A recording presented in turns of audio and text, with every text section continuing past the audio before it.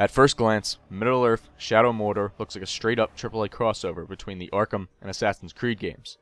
This is absolutely true. It replicates the free-flow combat established in Batman Arkham Asylum and reiterates the interface and traversal mechanics found within the Assassin's Creed franchise. Add this with the open-world flora elements found in recent Far Cry entries and the last position feature found in Splinter Cell Conviction. It all makes up for one of the most derivative, albeit polished, AAA products in recent memory. How does it get away with all of it? Well, that will be with the incorporated Nemesis System, which is by far and large the most entertaining aspect of the game. But it does not make up for the unnecessary frustration that comes along with it.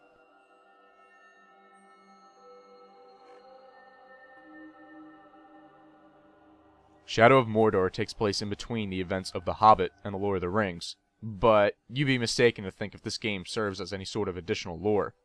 At its core, Shadow of Mordor is a basic revenge story with a few facepalm-worthy ties to this licensed franchise.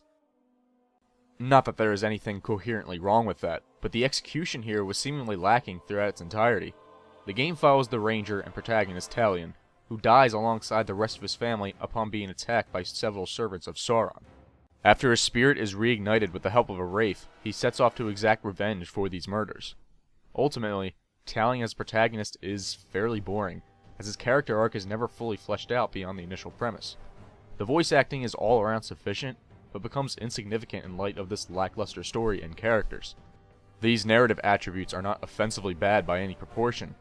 It just appears disappointing in light of the creative license they had at their disposal. Shadow of Mordor's open world elements are perfectly competent on the surface. In fact, I originally considered going for a 100% run upon my first play session. While there are no apparent problems with the actual mission designs, every aspect about the world and its accompanying missions unfortunately grow rather dull quickly. Mordor itself is an intriguing world in the Lord of the Rings universe due to its rich backstory and contrasting oppressive nature.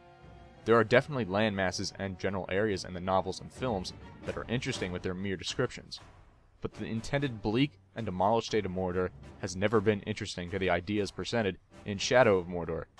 After a mere few hours of running around, you'll instantly want to start fast traveling to avoid seeing the same rocks over and over again. However, this is made more bearable by the game's sense of speed, which is something I think is highly commendable here. The actual movement and traversal is not only fast, but flows great. Without it, the open world elements would collapse upon itself. It seems the developers noticed that these elements would grow rather dull quickly, which is why it seems the Nemesis system has such an emphasis in the game. This implemented AI system is not only dynamic, but effective. Its presence is immediately noticeable and utilized without the use of intrusive tutorials. In basic terms, the Nemesis system is simply one of an ever-changing army. Soldiers in that army are constantly promoted and killed off based on your interactions with them. For instance, if you are killed by them, not only will they rise in the ranks, but they will gain a personal vendetta for you. The entire system in concept is nothing short of terrific, but it comes at a price. The implementation. The actual usage of the Nemesis system is utilized in the right fashion. The army is not too large to lose track of, and hunting down individual members can be easily accomplished and sometimes fun. Each NPC has their own personality, and upon interacting with them, you get a brief squeal of intimidation, dialogue that I never heard repeated.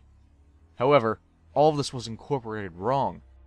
All of these aspects were shoehorned into the main story missions, when they were noble as fun side activities to admire. Shadow of Mordor's open world was not designed around this system. It was designed around the Arkham combat and Assassin's Creed traversal. This AI feature was clearly implemented for the purpose of padding the otherwise insubstantial experience, proven with the aspect that the Nemesis system only affects NPCs with no environmental altering. That's fine, in fact commendable, as it was able to make the best out of the tools the developers had following the incorporation of the main mechanics. However, the system does not show its true colors until late in the game. One of the very last missions in the game, in fact, and minor spoilers ahead here, one of the last missions has you brand, or basically mind control to fight for you, all 5 war chiefs in the map, the highest ranked soldiers in the game. The game walks you through the first one as a regular main mission, but leaves you by yourself for the remaining 5. In theory, this may not seem like an exhausting effort, perhaps quite the contrary, but the process has several components to it that must be repeated from the start if you fail at any portion. When these highest ranked officials are not easily killed, or can kill the subject with ease, it goes without saying this portion can become frustrating and tedious quick. Again, this is great in theory, and I love the tactical and methodical approaches this sort of layout could lead to, but all 5 chiefs just should not have been required for progression here. Combat in Shadow of Mordor is certainly the most impressive Arkham clone ever duplicated, but its problems lie within the enemy placement. The actual free flow movement between enemy to enemy is fine, but there are points where there are just too many there at once. Sometimes as little as 3 guys may be in a present area, but you can always expect more to come and randomly spawn in, causing some insignificant battles to last up to 10 minutes. It is by all means not too hard or challenging, but it makes this near flawless combat system dull and tedious as well. This was highlighted well for me during my expeditions to brand the war chiefs. After finding my subject control, I began his mission to increase his strength, which was simply killing some selected enemies. However, this small group of enemies grew increasingly large, and thus the battle waged on for more than 10 minutes, as I specifically timed it. Due to the overwhelming length of the situation, my subject gradually died, despite the actual enemies not being too powerful. In the Arkham games, there was always a set number of foes in a given area, and it was clear when that area was clean. This solution is ideal for this kind of game. While it may appear more video gamey than what's found in Shadow of Mordor, in a fantastical setting like that of Mordor, video gamey might have been just the feature that was necessary. Graphically, Shadow of Mordor is sufficient. It may not stand out amongst the crowd, but the game's technical aesthetic is visually appealing, at least in the second half. Not so much the first half with its muddy environments, but that's just me. Music tracks featured in the game are also good, but nothing much more than that. There is a commendable OST here, with some standout tracks, but much of it is rather forgettable, especially when compared to the Lord of the Rings' excellent film soundtrack. On paper, Shadow of Mordor is an ideal game abundant with various features that would personally appeal to me. However, the game's execution with these elements proved unsatisfactory. I sincerely hope that developers do not lose sight on the potential presented with the Nemesis system. In concept, this AI system is tremendous, and I see a great future with later titles.